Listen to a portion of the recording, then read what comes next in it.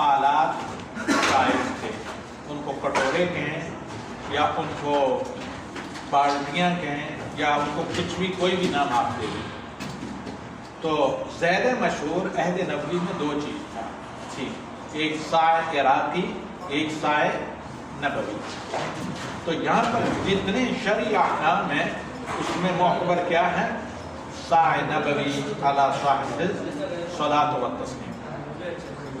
امام مالک رحمہ اللہ جو امام دارالہجرہ ہے، اپنے زمانے میں دنیا کے سب سے بڑے امام، اور مسجد نبوی میں صلی اللہ علیہ وسلم کے بعد تبع تابعین کے زمانے میں نائب رسول اور مدرس احادیث رسول اور سب سے پہلی کتاب لکھنے والے، موطا لکھنے والے، مسجد نبوی میں اس کو درس دینے والے اور مسجد نبوی میں درود دینے والے۔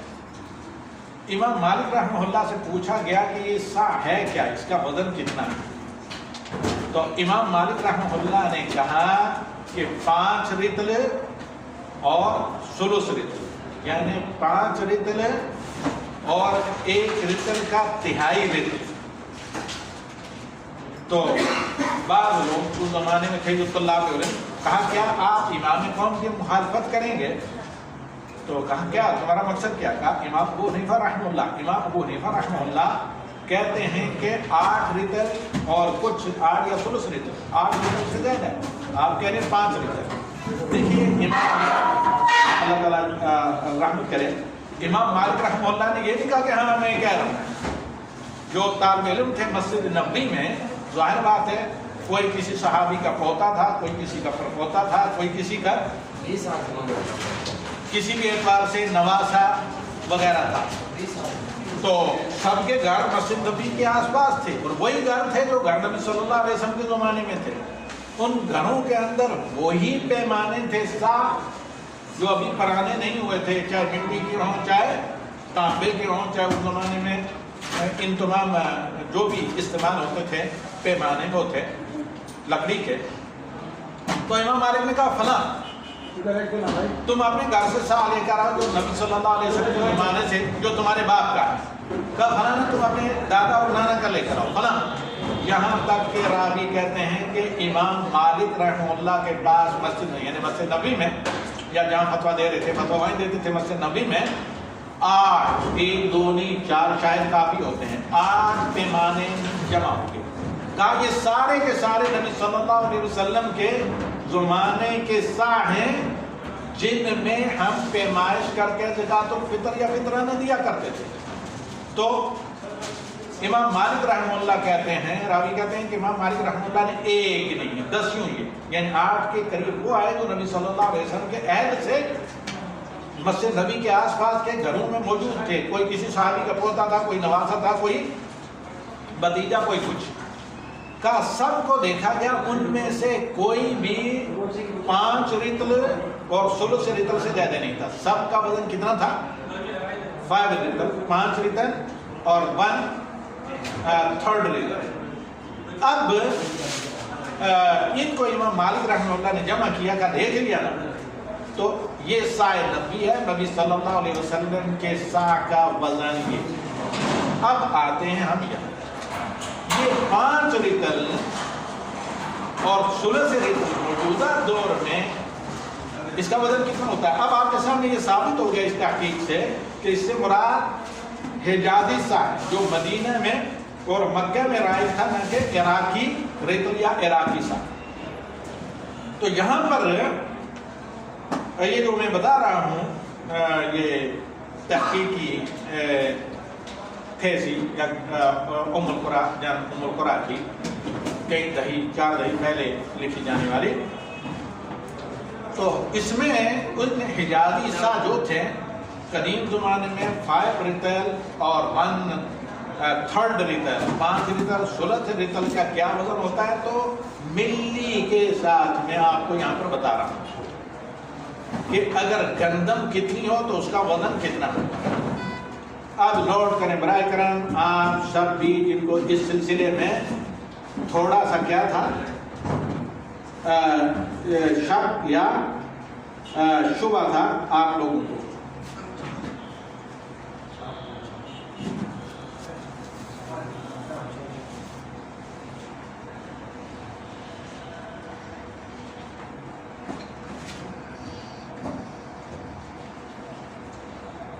ایک سیکنڈ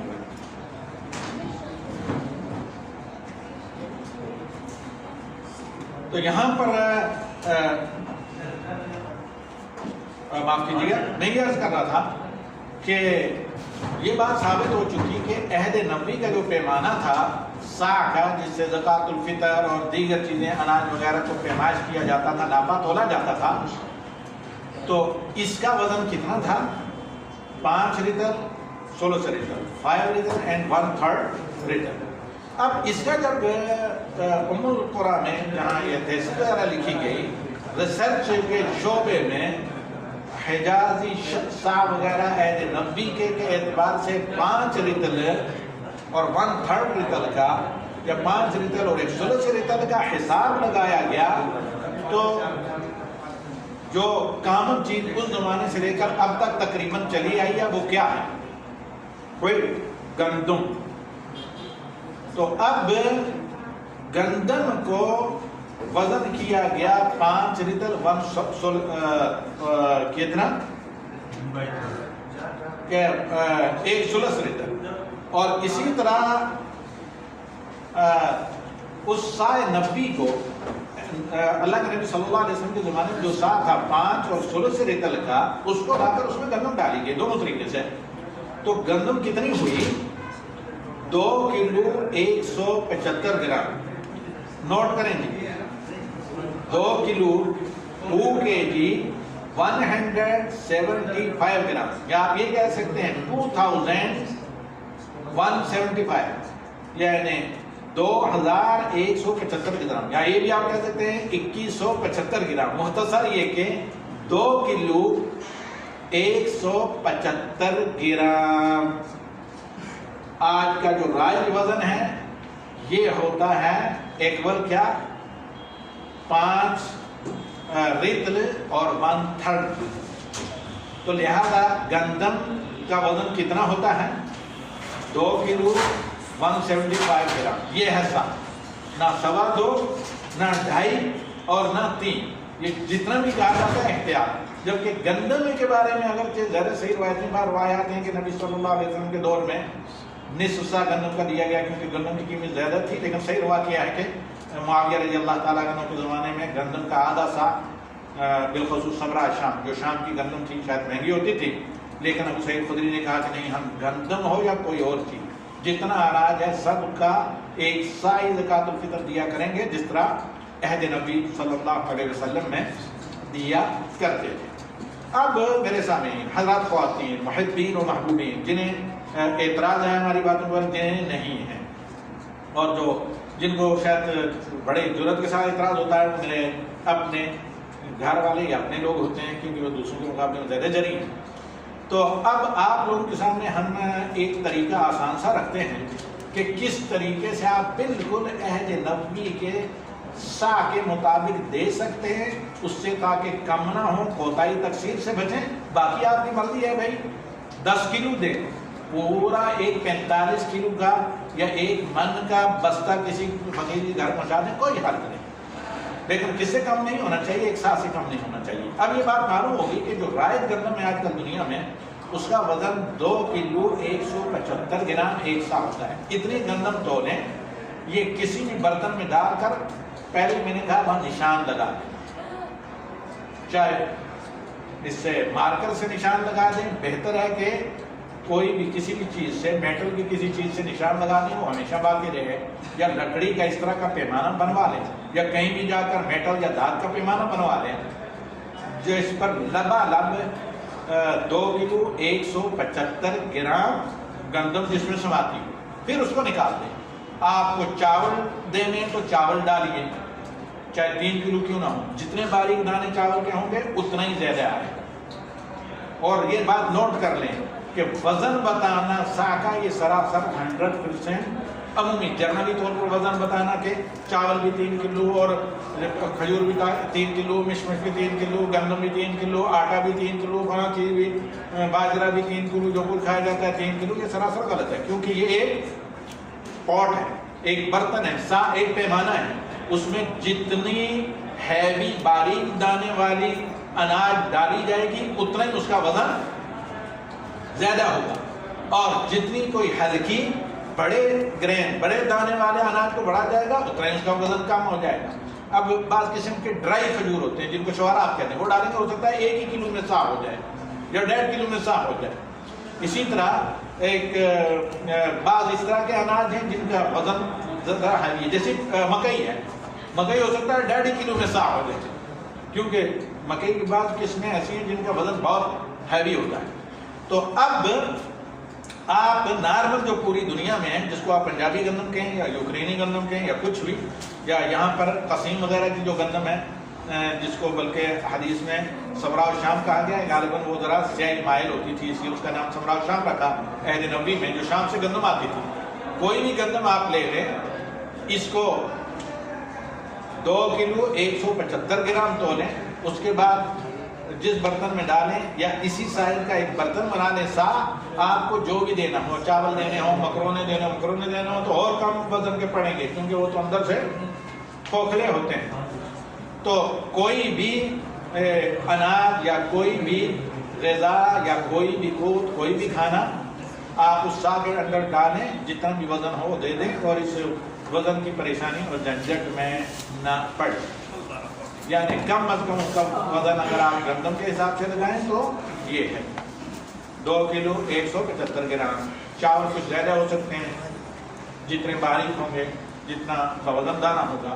اسی طرح دیگر اناج بھی. اس سے ہم فارغ ہو گئے وزن کے مسئلے سے. اگر کسی کو اس پر کوئی آبجیکشن ہو تو کچھ دیر کے بعد میں آپ لوگوں کے مسائل سنوں گا اسے بند کرنے کے بعد. اس کے علاوہ کیا آپ کو پوچھنا ہے زکوٰۃ الفطر کے بارے میں؟ ٹائم ہمارے پاس کافی ہے. تو آپ کو معلوم ہونا چاہیے کہ زکوٰۃ الفطر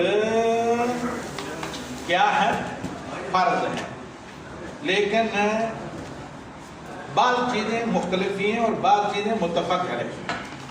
اس میں آپ یہ بات بھی نوٹ کریں کہ جنین جو ہے, جو ماں کے شکم میں بچہ ہو, اس کی طرف سے والد پر فرض نہیں ہے, لیکن دینا مشروع ہے, جیسے حضرت عثمان دیا کرتے تھے. اور اسی طرح بعض اہل علم نے مستحب قرار دیا ہے. اور جہاں تک فقیر و مسکین کا تعلق ہے تو جمہور فقہاء اس طرح کے ہیں کہ فقیر و مسکین پر بھی زکوٰۃ الفطر فرض ہے. تو کہاں سے دے گا؟ جو لوگوں کے پاس سے اسے ملے گی اسی میں سے وہ دے گا. اور امام شافعی وغیرہ نے شرط لگایا ہے کہ یعنی عید کے دن سے زیادہ اگر اس کے پاس ہے تو پھر فرق ہے. دیگر فقہاء کہتے ہیں ٹوٹلی فرق ہے, فرض ہے, ٹوٹلی فرض ہے. امام شافعی رحمہ اللہ کہتے ہیں, اور یہ شرط بڑی معقول بھی لگ رہی ہے, کہ فقیر کے پاس, فقیر پر بھی زکوٰۃ الفطر فطرانہ فرض ہے, لیکن وہ عید کے دن کا غلہ اپنے لیے نکال لے گا, باقی جتنا بچتا ہے تھوڑا یا زیادہ اس میں سے فطرانہ ادا کرے گا. اور علماء احناف کہتے ہیں کہ جس کے بعد زکوٰۃ کا نصاب باقی ہے اسی پر فرض ہے, ورنہ نہیں. لیکن واللہ اعلم بالصلاح اس کی کوئی دلیل نہیں, کیونکہ صریح احادیث میں اللہ کے نبی صلی اللہ علیہ وسلم نے ہر ایک پر, غلام جو کسی چیز کا مالک نہیں ہوتا, فقیر و مالدار, سب پر زکوٰۃ الفطر فرض قرار دیا ہے.